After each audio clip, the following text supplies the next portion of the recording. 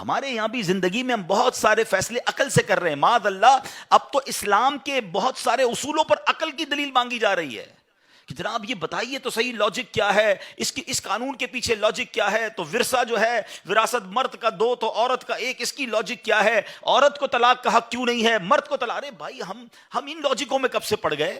Logic والے لوگ تو کل یہ کہیں گے کہ یار 2 پہاڑوں کے درمیان 7 چکر لگانے سے بہتر ہے کعبے کا طواف کر لو، کعبہ تو اللہ کا گھر ہے، یہ تو پہاڑ ہے جس کے گرد ہم چل رہے ہیں۔ لاجک تو یہ کہتی ہے اچھا جناب مہینہ کے اندر 3 راتیں گزارنے سے بہتر ہے میں 3-4 طواف مزید کعبے کے کر لوں، زیادہ ثواب ملے گا۔ اچھا حدود حرم کے اندر 1 نیکی 1 لاکھ نیکی کے برابر ہے۔ شاید آپ میں سے بہت ساروں کو یاد نہیں ہوگا کہ عرفات حدود حرم میں نہیں ہے، حدود حرم کے باہر ہے۔ لاجک والا تو کوئی بندہ یہ کہہ سکتا ہے کہ یار حدود حرم کے باہر پورا دن گزارنے سے بہتر نہیں ہے کعبے کے سامنے 9 ذوالحجہ گزار لوں تو جناب زیادہ ثواب ملے گا۔ نہیں میرے پیارے اسلامی بھائیوں، یہ حج کا سفر بہت ایزیلی ایکسپلین کر رہا ہے کہ ہر چیز لاجک سے نہیں ہوگی۔ اللہ کو اپنے بندوں کی یاد باقی رکھنا، ان کی یاد منانا کتنا پسندیدہ ہے کہ ماں کی یاد میں سعی باقی رکھی، خلیل اللہ کی یاد میں رمی باقی رکھی، حالانکہ آج وہاں شیطان نہیں ہے۔ نبی پاک نے عرفات میں 9 ذوالحجہ گزارا، سارے حاجیوں کا وہاں جانا ضروری، میرے آقا نے منا کی راتیں منا میں گزاری، ان کی وہاں راتیں گزارنا سنت۔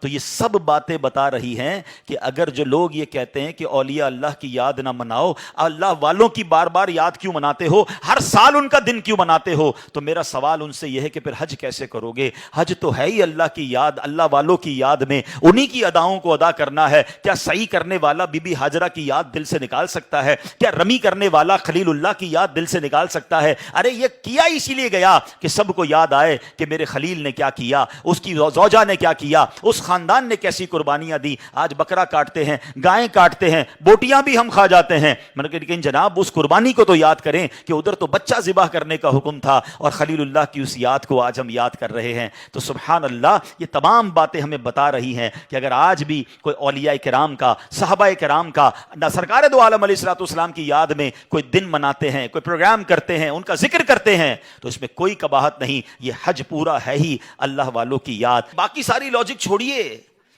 جتنی دنیا میں مسلمان مجھے سن رہے ہیں، اللہ کو دیکھا ہے آپ نے؟ نہیں دیکھا ہے۔ ہم تو غیب پر ایمان لائیں، اللہ ایک ہے۔ جب اتنی بڑی بات مان لی، ہم نے تو نبی پاک سے ملاقات نہیں کی صلی اللہ تعالیٰ علیہ وسلم، مگر ہمیں معلوم ہے میرے آقا تشریف لائے، آخری نبی ہیں۔ ہم نے تو جبریل امین کو قرآن لاتے ہوئے نہیں دیکھا، ہم مانتے قرآن رب کا کلام ہے، جبریل امین لائے نبی پاک کے قلب اقدس پر، اور جناب لا ریب کتاب ہے۔ ہم نے قیامت نہیں دیکھی ہے، ہم مانتے، ہمارا ایمان ہے، ایمان نہ ہو تو ایمان کمپلیٹ نہیں ہوتا کہ قیامت آنے والی ہے۔